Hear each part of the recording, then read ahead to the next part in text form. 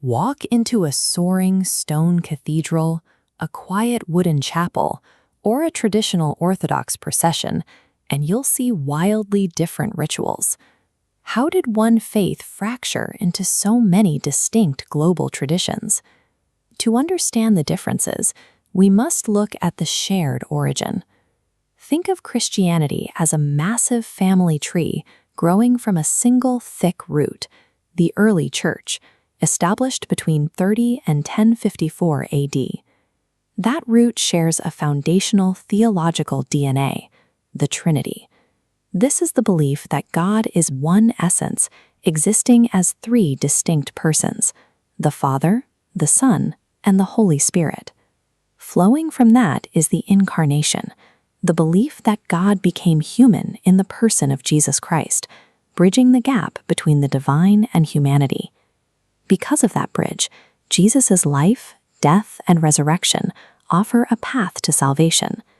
The resurrection stands as the victory over death that anchors Christian hope.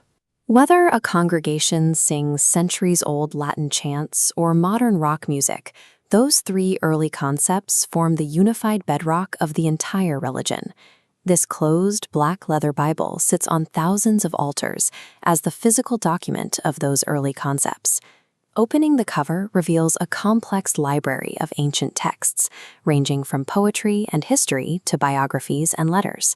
The first half of that library, the Old Testament, documents the historical covenant between God and the Hebrew people. The second half, the New Testament, records the life and teachings of Jesus in the Gospels and tracks the growth of the early church in the decades that followed. Every Christian tradition reads this same library for evidence of their core theology. The fractures in the family tree only started when human leaders began debating how to interpret it. Those debates eventually caused the single root to split. Two historical fractures over authority and culture defined the branches we know today. The first major break was the Great Schism of 1054. This birthed Orthodox Christianity, a tradition that separated from the Western Church to focus on mysticism and the teachings of the early Church Fathers. You can see that focus in this Orthodox dome. Instead of relying on a centralized earthly hierarchy, the Orthodox branch uses highly stylized painted icons to visually narrate their theology to the congregation. Meanwhile, the Roman Catholic branch maintained centralized leadership under the Pope. They emphasize a continuity of church tradition and the vital importance of participating in the 7 sacraments. In the 1500s, the Reformation sparked the Protestant branch. Traditions like the Anglicans and Presbyterians removed the central hierarchy, simplified worship, and elevated the Bible as the primary authority for personal faith.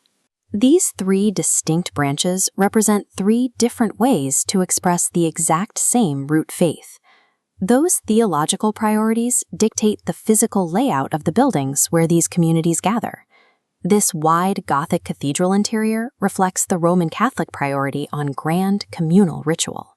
The massive scale naturally draws the eyes straight to the central altar. While the altar is where the Eucharist is celebrated, you'll also find stone basins like this one, carved with the word baptisma. It acts as the physical tool for the sacrament of initiation into the community. Contrast that vast Catholic ritual space with this simple wooden lectern. Because Protestantism prioritizes the reading of the Word, the stand holding the Bible often becomes the focal point of the entire room. Across all these distinct layouts, you will find shared sacred symbols. Stained glass windows like this one act as glowing storybooks, teaching biblical narratives through light and color.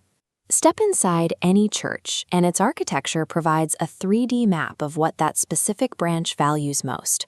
We can track how this global faith anchors itself locally by looking at the historical landscape of Ireland. These ruined stone walls and high Celtic crosses mark early Christian monasteries. These remote outposts turned Ireland into the island of saints and scholars, acting as centers of faith that preserved ancient knowledge. Within those walls, prayer coincided with the production of intricate early Irish art and the illuminated manuscripts that defined the region's culture. As the centuries progressed, the church expanded outward from those monasteries, taking on the heavy lifting of building Ireland's modern education and healthcare systems. In Ireland, Christianity operated as the primary architect of social welfare and civic infrastructure for centuries. Today, the historical era of division and territorial control is giving way to an era of cooperation. This shift is driven by ecumenism, a modern movement dedicated to promoting dialogue and unity between the different Christian denominations. Instead of focusing on historical theological debates, these distinct branches are weaving back together to pool their resources. They focus on shared ethical applications, like stewardship.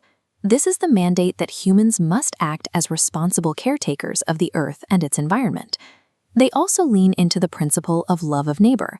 Drawing from ancient parables like the Good Samaritan, this value drives modern moral decision-making and social justice work. Ecumenism allows these different traditions to bypass their historical fractures and tackle universal, real-world problems as a unified front. We see this ecumenistic shift on the ground in Ireland today. What was a predominantly Catholic society is now a diverse, pluralistic religious landscape. In response, local Catholic, Protestant, and Orthodox congregations now routinely launch joint community welfare and social justice projects. This active dialogue promotes reconciliation and mutual understanding in a society that remembers the cost of division. The legacy of Christianity today is a living expression. It is a diverse canopy of traditions navigating and actively shaping a complex, shared modern world.